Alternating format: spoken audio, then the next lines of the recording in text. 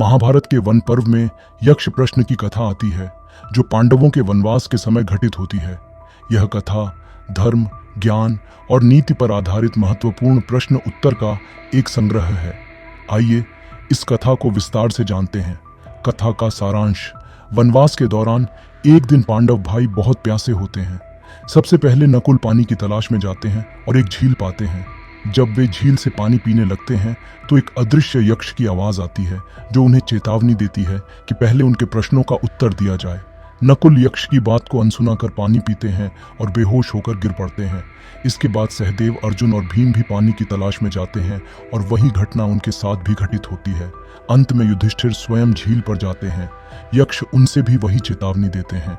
युधिष्ठिर यक्ष की बात मानकर पहले उनके प्रश्नों का उत्तर देने के लिए तैयार हो जाते हैं।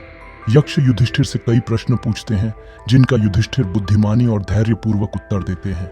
यक्ष प्रश्न और उनके उत्तर: यहाँ कुछ प्रमुख यक्ष प्रश्न और उनके उत्तर दिए गए हैं।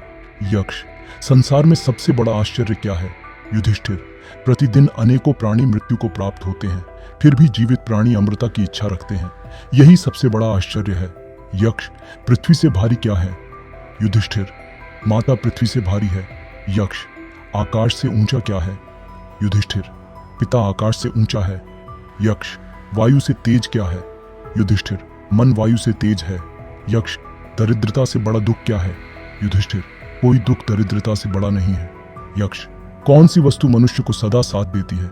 युधिष्ठिर: बुद्धि मनुष्य का सदा साथ देती है। यक्ष: सत्य का आश्रय कौन है? युधिष्ठिर: सत्य का आश्रय धर्म है। यक्ष: मित्र का आश्रय कौन है? युधिष्ठिर: मित्र का आश्रय स्नेह है। यक्ष: किसका त्याग करने से आदमी प्रिय हो जाता है? युधिष्ठिर: अहंकार का त्याग करने से आदमी प्रिय हो जाता है। यक्ष: किसका त्याग करने से आदमी कभी दुखी नहीं होता?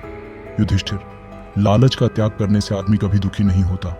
परिणाम: युधिष्ठिर ने सभी प्रश्नों के सही उत्तर दिए, जिससे प्रसन्न होकर यक्ष ने उनसे उनके भाइयों में से किसी एक को जीवित करने का विकल्प दिया। युधिष्ठिर ने नकुल को जीवित करने का निर्णय लिया, जिससे यक्ष ने उनके न्याय और धर्म बुद्धि की प्रशंसा की और सभी पांडवों को पुनर्जीवित कर दिया। अंत में यक्ष ने अपने वास्तविक रूप का परिचय दिया। वह यमराज थे, जो युधिष्ठिर की परीक्षा लेने आए थे।